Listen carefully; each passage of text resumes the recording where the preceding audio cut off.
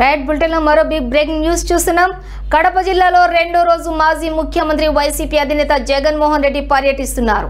నియోజకవర్గంలో ప్రజలను కలుస్తూ వారి సమస్యలు తెలుసుకున్నారు. అలాగే బ్రాహ్మణపల్లెలో అరటి తోటలను పరిశీలించిన అనంతరం అరటికి మద్దతు ధర లేక ఇబ్బందులు పడుతున్న రైతులతో ఆయన ముఖాముఖి నిర్వహించారు. ఈ సందర్భంగా మీడియాతో వైఎస్ జగన్ మాట్లాడుతూ పంటల కోసం పెట్టిన పెట్టుబడులు కూడా రాకపోవడంపై రైతుల్లో ఆందోళన నెలకొంది.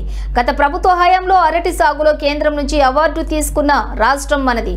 అలాంటి పరిస్థితి నుంచి రాష్ట్రంలో రైతన్నల పరిస్థితి ఎందుకు ఇంతలా దిగజారింది? 18 నెలల చంద్రబాబు హయాంలో 16 సార్లు రకరకాల విపత్తులు సంభవించాయని మాజీ సీఎం జగన్ పేర్కొన్నారు.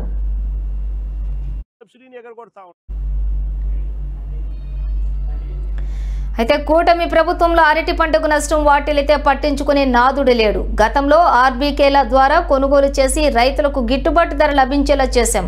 అరటి మాత్రమే కాదు, మిర్చి, పొగాకు, చీని, పసుపు ఇలా ప్రతి పంటకు గిట్టుబాటు ధర లేదు. చంద్రబాబు మనిషే కాదు, చంద్రబాబుకు రైతుల ఉసురు తగులుతుంది.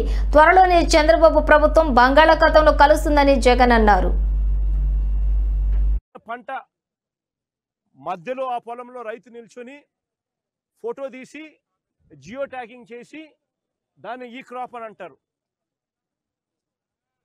అలా ఈ క్రాప్ చేసి ఆర్బీకేకి అనుసంధానం చేసి మొత్తంగా దాదాపుగా 84 లక్షల మంది రైతులు ఉచిత పంటల బీమా సౌకర్యం గతంలో కలిగిన పరిస్థితి.